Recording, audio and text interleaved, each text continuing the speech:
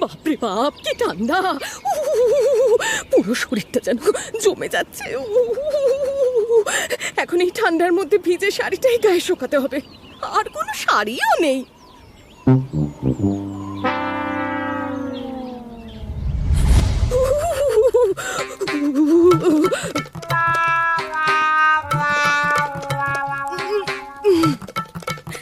সেই বাপের বাড়ি থেকে একখানা কাপড় পরে ওই যে এসেছি, আর একখানা কাপড়ও কপালে জোটেনি। জুটবে কোথা থেকে, জুটবে কোথা থেকে? যা আমার ভোলা স্বামী নিজেরই খেয়াল রাখতে পারে না, উনি নাকি আমার খেয়াল রাখবেন।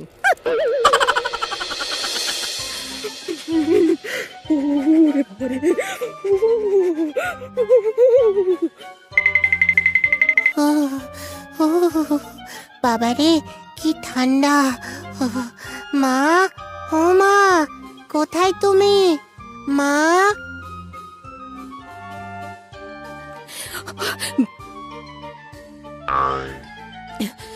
গণেশ, বাবা আমার, এসেছিস? আয় বাবা আয়। মা, তোমার কি হয়েছে? না না, ও তেমন কিছু হয়নি, একটু ঠান্ডা লেগেছে। হ্যাঁ মা, আজকে কৈলাসে খুব ঠান্ডা পড়েছে, কিন্তু তুমি এই ঠান্ডায় ভেজা শাড়ি পরে আছো কেন? আরে কি করব বাবা, আমার তো এই একটা মাত্রই শাড়ি, যেই কাপড়ে স্নান করি সেই কাপড়ই গায়ে শোকাই। আচ্ছি! তোর বাবা তো আমাকে কোনো শাড়ি কিনে দেয় না। আমি বড় হই, তোমাকে আমি অনেক অনেক শাড়ি কিনে দেব। আমার গজানন, আমার এই ছোট্ট ছেলেটাও আমার জন্য কত ভাবে, কিন্তু ওই মানুষটার আমার জন্য একটুও চিন্তা নেই। আজ ফিরুকুনি কৈলাসে, আজ এর একটা হেস্ত নেস্ত আমি করেই ছাড়বো। হ্যাঁ, আচ্ছি!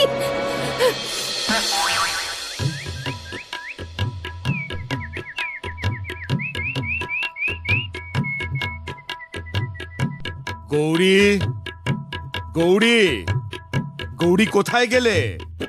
খুব ক্ষুধা লেগেছে, তাড়াতাড়ি খেতে দাও।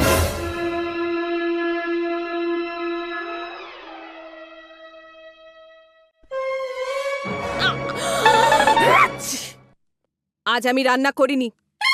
রান্না করনি? কিন্তু কেন? আমার ইচ্ছে হয়নি তাই। আমার কি ইচ্ছে অনিচ্ছার কোনো দাম নেই নাকি? কি হয়েছে দেবী, আজ হঠাৎ এত রেগে আছো কেন? না না, আমি তো পাথর। ছি! আমার মধ্যে কোনো রাগ অভিমান থাকতেই পারে না। আরে আরে, আমি কি সে কথা বলেছি?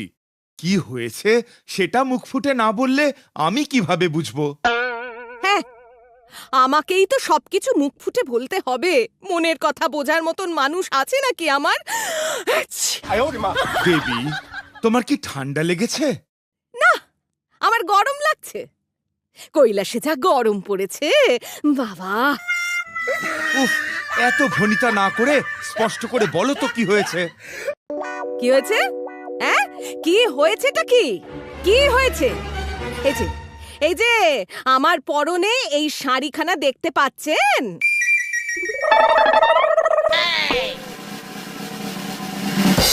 সেই বহুকাল আগে এই শাড়িখানা পরেই আমি আমার পিতার ঘর থেকে বেরিয়ে এসেছিলাম।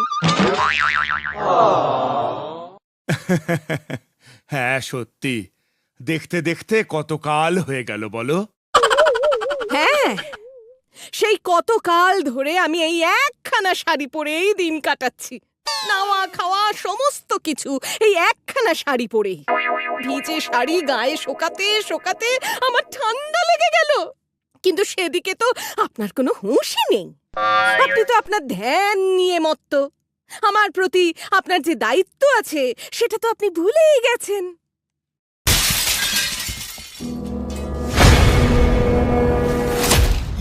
না মানে গৌরী দেখো, পোশাক আশাক বিড়ম্বনা ছাড়া আর কিছুই নয়। লজ্জা নিবারণের জন্য ঠিক যতটুকু দরকার ততটুকু থাকলেই অনেক। এই দেখো না, আমি তো এই বাঘের ছাল পরেই সারা জীবন কাটিয়ে দিলাম। হ্যাঁ, তাহলে আমিও এখন আপনার মতন বাঘের ছাল পরে থাকি নাকি? মানে আমি সে কথা বলিনি। দেখুন মহাদেব, আপনি যদি একদিনের মধ্যে আমার জন্য নতুন বস্ত্র নিয়ে না আসতে পারেন, তবে আমি কিন্তু গণেশ আর কার্তিককে নিয়ে বাপের বাড়ি চলে যাব, এই আমি বলে দিলাম। নয়, হ্যাঁ। আর এটা আপনার ভালোবাসার পরীক্ষা। কোন রকম অলৌকিক শক্তির দ্বারা যদি এই শাড়ি নিয়ে আসেন, তাহলে কিন্তু আমি যুদ্ধ বাঁধিয়ে দেব। হ্যাঁ গৌরী, ও গৌরী, আরে যেও না, আমার কথাটা তো শোনো। আচ্ছা ঠিক আছে, তুমি বাপের বাড়ি যেওখন, কিন্তু তার আগে আমাকে কিছু খেতে দিয়ে যাও, আমার যে বড় খিদে পেয়েছে। আমি পারবো না, নিজে বানিয়ে নিজে খেয়ে নিন। হ্যাঁ, আমি বানাবো? আমি তো কিছুই পারি না। এদিকে পেটের ভিতরে ইঁদুর দৌড়চ্ছে। উফ, কি যে করি।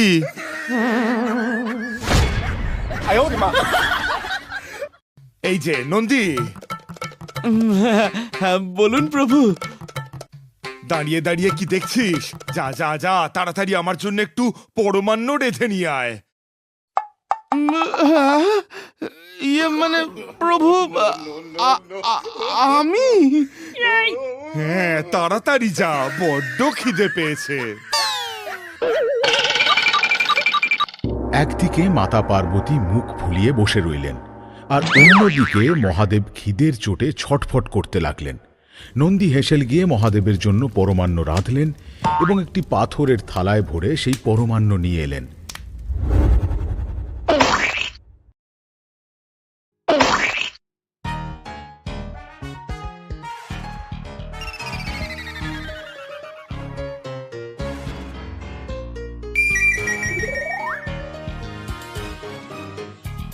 নিন প্রভু, গ্রহণ করুন। দে দে দে, শিগগির দে, খিদে যে পেটের নাড়ি ভুড়ি সব জটলা পাকিয়ে গেল। নন্দীর বানানো পরমান্ন মহাদেব মুখে তুললেন, কিন্তু পরমান্ন মুখে তুলতেই মহাদেবের মুখ যেন একেবারে বাংলার 5। এরে বাবা রে, এ কি পরমান্ন নাকি দুধ ভাত?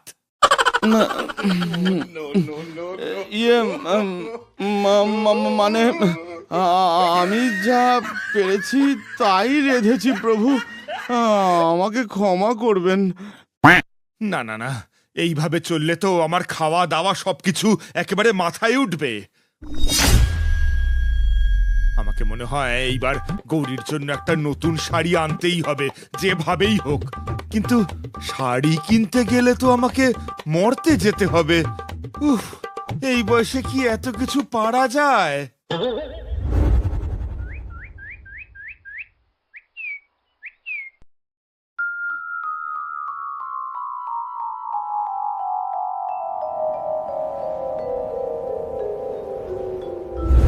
মাতা পার্বতীর রাগ ভাঙাতে মহাদেব এইবার মর্তে এসে হাজির হলেন। মরতে তো চলে এলাম, এইবার কাপড়ের দোকান খুঁজতে হবে। মর্তে নেমেই মহাদেব কাপড়ের দোকান খুঁজতে শুরু করে দিলেন। অনেকক্ষণ খোঁজার পর তিনি একটি বড় কাপড়ের দোকানে প্রবেশ করলেন।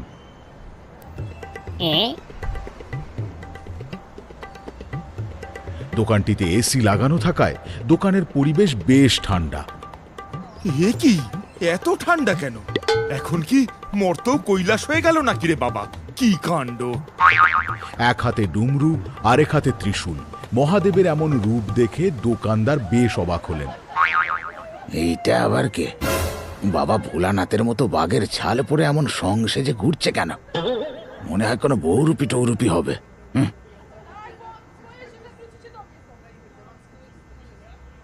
আরে দাদা, আসুন আসুন, ভিতর দিকে আসুন। কি লাগবে বলুন।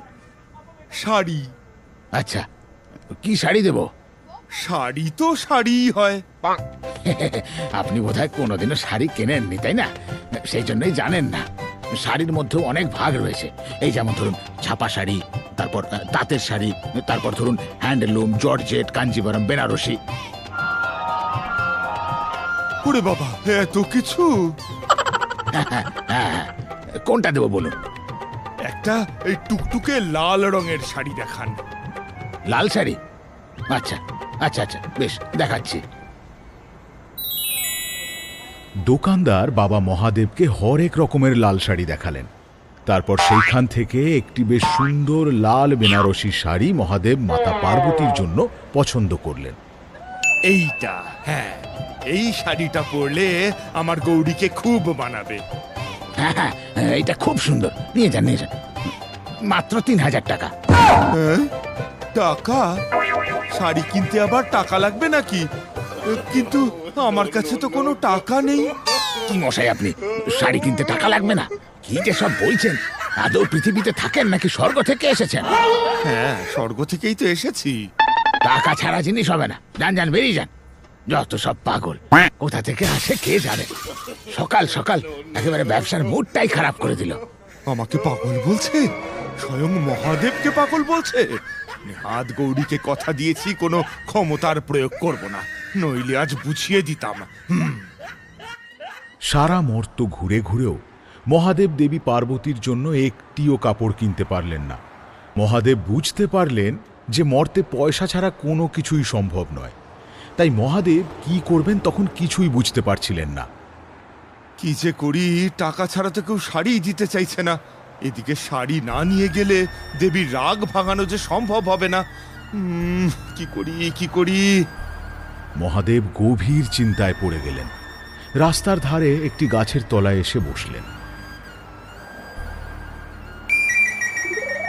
এমন সময় রাস্তার লোকেরা মহাদেবকে বহুরূপী ভেবে 1 টাকা 2 টাকা তার সামনে দিয়ে যেতে লাগল। মহাদেব অবাক হয়ে গেলেন। এ কি, সবাই আমাকে পয়সা দিচ্ছে কেন? খুব সুন্দর সেজেছ। কোথা থেকে মেকআপটা করলে? হ্যাঁ, মেকআপ? আমি মেকআপ করেছি? মেকআপ আর্টিস্টের হাত খুব ভালো দেখেই বোঝা যাচ্ছে। একেবারে সাক্ষাৎ মহাদেবের মতো লাগছে, বোঝাই যাচ্ছে না এটা মেকআপ। এই নাও তুমি 10 টাকা রাখো। এই ভাই, তোমার কন্টাক্ট নাম্বারটা দাও তো। সামনেই আমি একটা যাত্রাপালা করব, ওখানে মহাদেবের একটা পাঠ আছে, আর মহাদেবের চরিত্রে তোমার থেকে ভালো আমি আর কাউকেই পাবো না। ইয়ে মানে? আরে দাও দাও, 500 টাকা দেব, সাথে একবেলা খাওয়া ফ্রি। হ্যাঁ। মর্তবাসী সবাই মহাদেবকে বহুরূপী ভেবে টাকা দিতে লাগলো। এমনকি কেউ কেউতে এসে মহাদেবের সঙ্গে সেলফি তুলতে লাগলো। আবার কেউ কেউ এসে মজার ছলে মহাদেবের হাতের ডুমরুটা বাজাতে শুরু করলো। আরে আরে, আমার ডুমরুটা ফেটে যাবে তো। চায় না নাকি ফেটে যাবে? যে যেমন পারলো মহাদেবের সঙ্গে ইয়ার্কি মশকরা করলো। আর রাস্তার কিছু চিংড়ে ছেলে এসে মহাদেবের কাঁধে হাত দিয়ে ছবি তুলে ফেসবুকে অবধি পোস্ট করতে লাগলো #মহাদেব লিখে। এ কি কেলেঙ্কারি রে বাবা! এইসব কি হচ্ছে আমার সাথে?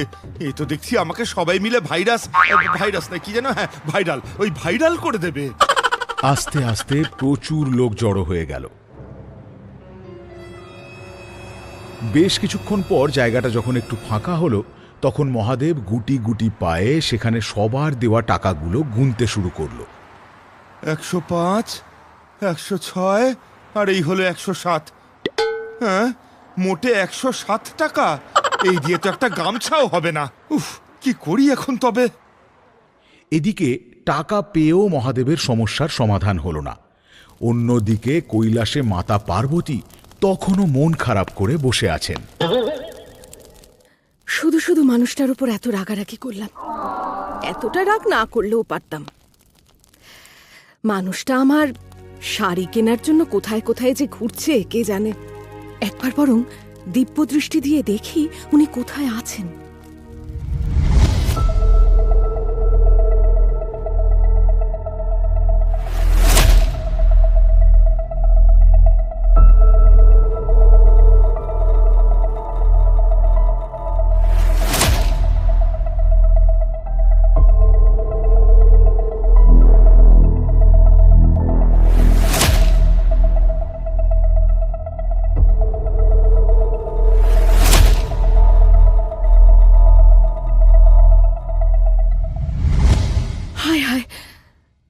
মানুষটা আমার জন্য এত কষ্ট করছেন?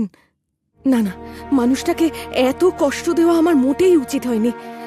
এক কাজ করি, ওনার জন্য কিছু রান্না করে রাখি, উনি ফিরলেই ওনাকে খেতে দেব।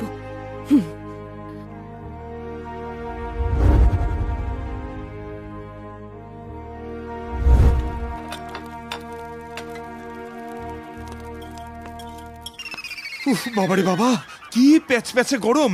এদিকে তো কোনো সমাধানই হলো না। তবে কি এবার খালি হাতে ফিরে যেতে হবে? তাহলে আমি দেবীকে মুখ দেখাবো কিভাবে?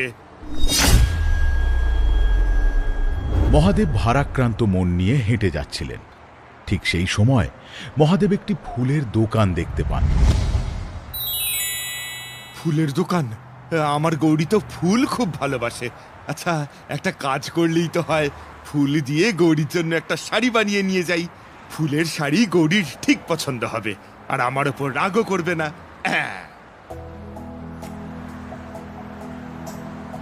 মর্তবাসীদের দেওয়া অর্থ দিয়ে মহাদেব ফুলের দোকান থেকে ফুল কেনেন।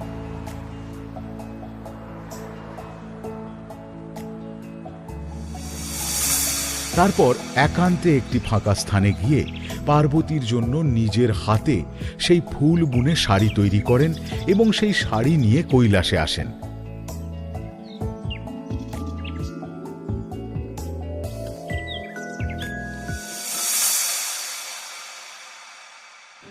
মানুষটা সেই কখন গেছে, এখনো ফিরছে না কেন? এদিকে সন্ধে হয়ে এলো, ওনার তো সারাদিন কিছু খাওয়াও হয়নি। উনি তো আবার বেশিক্ষণ না খেয়ে থাকতে পারেন না। ওহ, কেন যে এই ঝগড়া অশান্তি করতে গেলাম। গৌরী! মহাদেব, মহাদেব, আপনি ফিরে এসেছেন? তোমার কাছে ফিরে না এসে কোথায় যাব? গৌরী, অনেক চেষ্টা করলাম, কিন্তু তোমার জন্য শাড়ি কিনে আনতে পারলাম না। আমার কিচ্ছু লাগবে না মহাদেব, তখন রাগের মাথায় অনেক কিছু আপনাকে বলে দিয়েছি। আমাকে আমাকে ক্ষমা করবেন মহাদেব। আপনার নিশ্চয়ই খুব খিদে পেয়েছে, আমি আমি আপনার জন্য রান্না করেছি।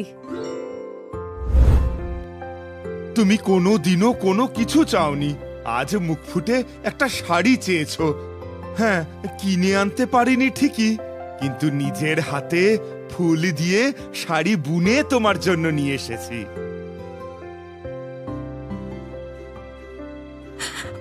মহাদেব, আপনি আপনি নিজের হাতে আমার জন্য ফুল দিয়ে শাড়ি বুনে এনেছেন? তোমার পছন্দ হয়েছে তো দেবী? ভীষণ পছন্দ হয়েছে, ভীষণ পছন্দ হয়েছে।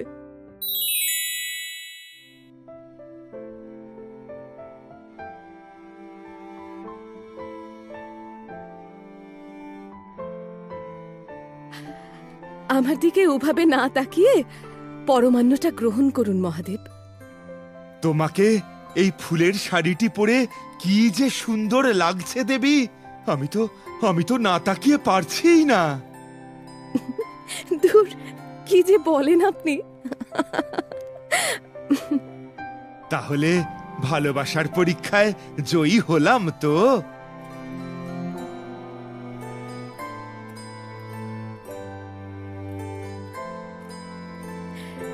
চোখ বন্ধ করে